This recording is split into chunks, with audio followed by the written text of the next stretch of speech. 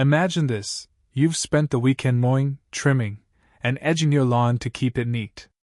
You step back, proud of your hard work. But then, just a few days later, you get a letter in the mail. It's from your HOA. And guess what? They're fining you $100. Why? Because your grass was exactly 2 inches taller than the rulebook allows. This family lived in a quiet suburban neighborhood run by a strict HOA. The rules were crystal clear: grass must never exceed a certain height. Now, most neighbors tried to keep things tidy, but life happens. People work late. Kids need attention. Sometimes the lawn doesn't get cut on schedule. For this family, their grass had grown just a little higher than the HOA's perfect standard, 2 inches higher, to be exact.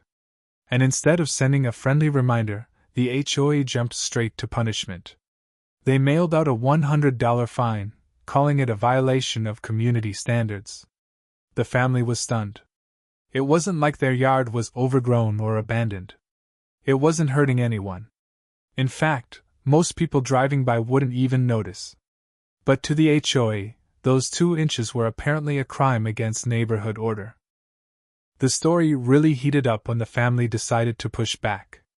They argued that the rule was over the top and the punishment didn't fit the crime. After all, a 2-inch difference doesn't make or break curb appeal. What mattered more was that the yard was maintained, green, and healthy. But the HOA wouldn't budge. They insisted on the fine, citing the rulebook word for word.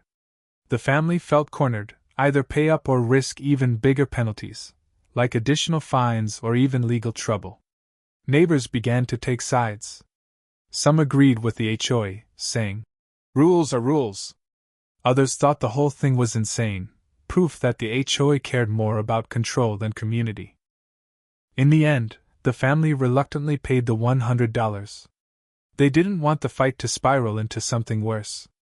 But the incident left a sour taste, not just for them, but for many in the neighborhood who realized how strict, petty, and unforgiving HOA boards can be.